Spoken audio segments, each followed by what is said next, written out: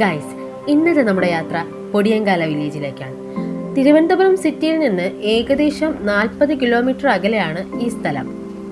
രണ്ട് സൈഡും അക്കേഷ്യ മരങ്ങൾ നിറഞ്ഞ റോഡിലൂടെയാണ് നമ്മളിപ്പോൾ പോകുന്നത്. സുന്ദരമുക്ക് എന്നറിയപ്പെടുന്ന സ്ഥലത്ത് നിന്നും ഇടത്തേക്ക് തിരിഞ്ഞാൽ പൊടിയങ്കാല എന്നൊരു സ്ഥലത്തെത്താൻ കഴിയും. അത്രയ്ക്ക് മനോഹരമായിട്ടുള്ള ഒരു ഹിഡൻ സ്പോട്ടാണെന്ന് തന്നെ പറയാം. ആക്ച്വലി ഇതൊരു ഫോറസ്റ്റ് ഏരിയ ആണ്.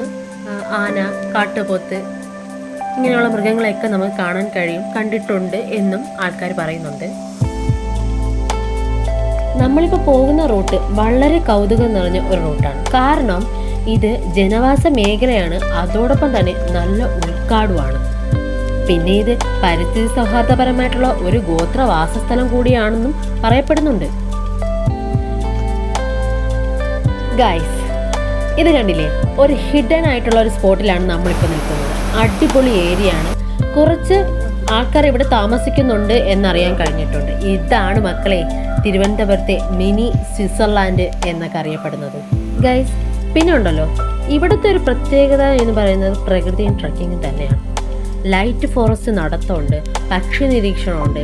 പശ്ചിമഘട്ടത്തിലെ ജൈവവൈവിധ്യത്തിൻ്റെ കാഴ്ചകൾ ആസ്വദിക്കാൻ ഏറ്റവും അനുയോജ്യമായ ഒരു സ്ഥലം കൂടിയാണിത്. വാട്ടർ സോഴ്സ് കാണണോ? എവിടെയും പോണ്ട മക്കളെ, ഇവിടെ തന്നെ വന്നു. നിങ്ങളെ കാത്തിരിക്കുന്ന മനോഹരമായ വിഷ്വൽസ് കൂടിയാണ്. അത്രയ്ക്ക് മനോഹരമാണ് ഇവിടുത്തെ കാഴ്ചകൾ. മനോഹരപരമായ താഴ്വരകളിൽ എത്തിയ പ്രതീതിയാണ് മക്കളെ. പിന്നെ എങ്ങനെയാണ് ഇതിനെ മിനി സ്വിറ്റ്സർലാൻഡ് എന്ന് വിളിക്കാതിരിക്കുന്നത്? അത്രയ്ക്ക് മനോഹരമല്ലേ. പിന്നെ ഇവിടുത്തെ നിയന്ത്രണം എന്ന് പറയുന്നത് പ്ലാസ്റ്റിക് കർശനമായി നിരോധിച്ചിരിക്കുന്നു എന്നതാണ്. ഒന്നാമത്തെ കാര്യം, പരിസ്ഥിതികമായി ലോലമായ ഒരു പ്രദേശമാണ്. അതുമാത്രമല്ല, ആദിവാസി സമൂഹത്തിൻ്റെ വാസസ്ഥലം കൂടിയാണിത്. പിന്നെ സഞ്ചാരികളുടെ സ്വപ്നഭൂമി. യാത്ര ചെയ്യാൻ ഇഷ്ടമുള്ള ആൾക്കാരാണോ നിങ്ങൾ? ആണെങ്കിൽ എന്തായാലും ഇവിടെ വരണം. അത്രയ്ക്ക് അടിപൊളിയാണ്.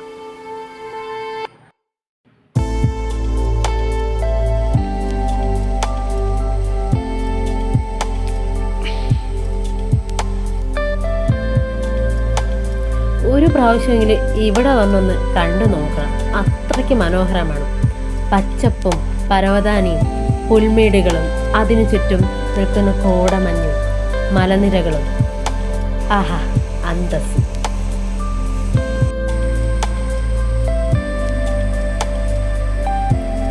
നോക്കിക്കേ, ഇവിടുത്തെ ആൾക്കാരാണെന്ന് തോന്നുന്നു മീൻ പിടിക്കുന്നത്. അപ്പോൾ ഇത്രയേ ഉള്ളൂ ഗൈസ്. യാത്രകൾ ചെയ്യാൻ ഇഷ്ടമുള്ള ആൾക്കാരാണോ?